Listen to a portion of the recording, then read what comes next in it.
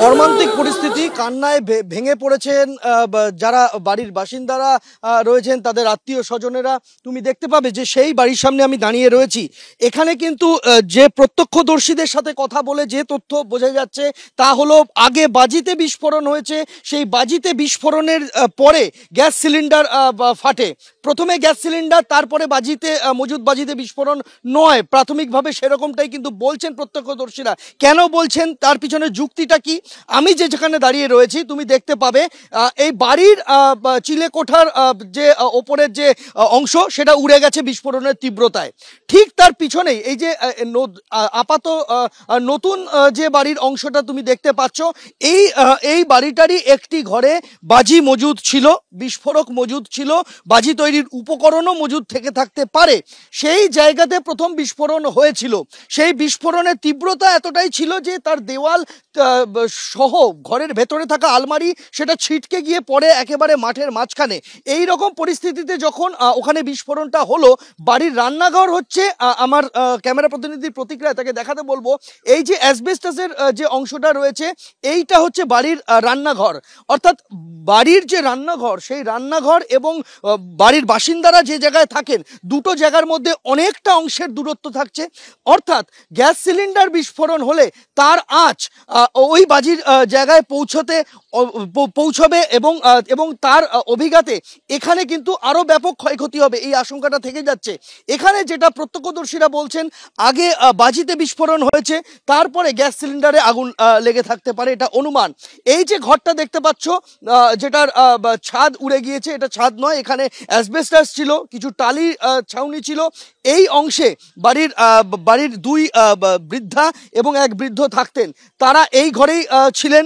এই ঘরে যারা বাসিন্দারা থাকতেন, এই বাসিন্দাদের মধ্যে দুজনের মৃত্যু হয়েছে এবং মূল যে বাড়ি, যেটা পাকা বাড়ি, সেই পাকা বাড়ির ভেতরে ওই 4 শিশুর মৃত্যু হয়েছে, এক মহিলার মৃত্যু হয়েছে।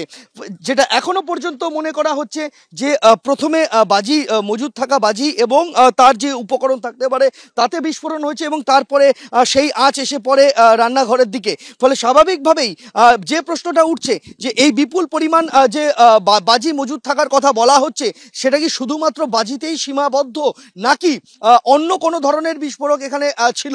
সেই প্রশ্নটার উত্তর একমাত্র ফরেনসিক বিশেষজ্ঞরা দিতে পারবেন। সেই উত্তর খোঁজার জন্য আজকে ফরেনসিক বিশেষজ্ঞরা আসবেন অবশ্যই।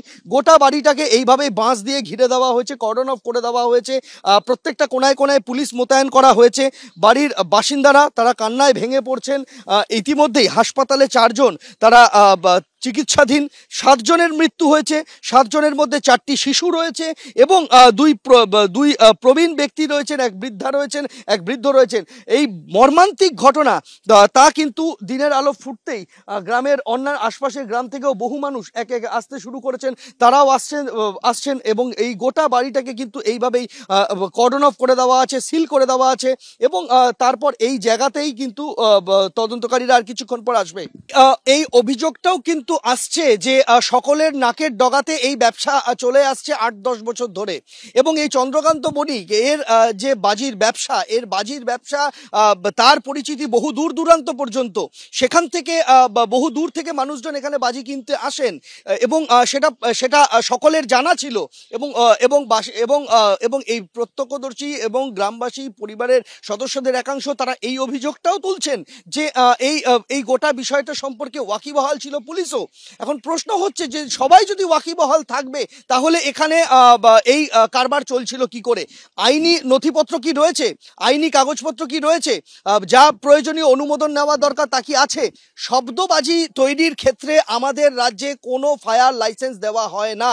শব্দবাজি তৈরির ক্ষেত্রে আলাদা করে কোনো যে ফায়ার ক্র্যাকারের যে লাইসেন্স তা পাওয়া যায় না আমাদের রাজ্যে। একমাত্র বাজি তৈরির ক্ষেত্রে গ্রিন ক্র্যাকার এবং যে আতশবাজি রয়েছে সেই আতশবাজি তৈরির অনুমোদন পাওয়া যায়, অন্তত বিশেষজ্ঞরা সেটাই বলছেন। সেই জায়গায় দাঁড়িয়ে যদি 8-10 বছর ধরে এই কারবার চলে আসে, তাহলে সেই কারবার কিভাবে চলতে পারলো তা নিয়ে কিন্তু প্রশ্ন উঠছে। তার কারণ বিস্ফোরণের তীব্রতা যা দেখা গিয়েছে তাতে ঘরের ভেতরে থাকা আসবাবপত্র সেটা ঘর থেকে ছিটকে গিয়ে পড়ছে মাঠে এবং বাড়ির একটা দিকের দেওয়াল পুরো জানালার গ্রিল সমেত উপড়ে পড়ছে এবং ছিটকে গিয়ে মাঠে পড়ছে। বাড়ির বাড়ির একেবারে ওপরের যে চিলেকোঠার ছাউনি সেটা উড়ে গিয়ে মাঠে পড়ছে। পাকা বাড়ি, কোনো কাঁচা বাড়ি নয়, অস্থায়ী বাড়ি নয়। এই ছবি কিন্তু আমরা দেখতে পাইনি। এর আগে যে বিস্ফোরণগুলি হয়েছিল বাজি কারখানায়, সেক্ষেত্রেও কিন্তু দেখা গিয়েছিল এই ধরনেরই ক্ষয়ক্ষতির পরিমাণ, প্রাণহানির ঘটনা। সেখানেও কিন্তু নিষিদ্ধ বাজির যে ব্যবসা, যে কারবার, তারই দিকে অভিযোগ উঠেছিল এবং শেষ পর্যন্ত তদন্তে সেটাই উঠে এসেছে এখনো পর্যন্ত। এক্ষেত্রে এই পাথর প্রতিমার ঘটনার ক্ষেত্রেও কিন্তু সেই সূত্রগুলোই পাওয়া যাচ্ছে। যে জায়গায় দাঁড়িয়ে আজকে ফরেনসিক বিশেষজ্ঞরা আসবেন এবং তারা গোটা ঘটনাস্থল ঘুরে দেখবেন এবং কিভাবে এই বিস্ফোরণের ঘটনা ঘটলো তার উত্তর হয়তো পাওয়া যাবে ফরেনসিক বিশেষজ্ঞরা আসার পর।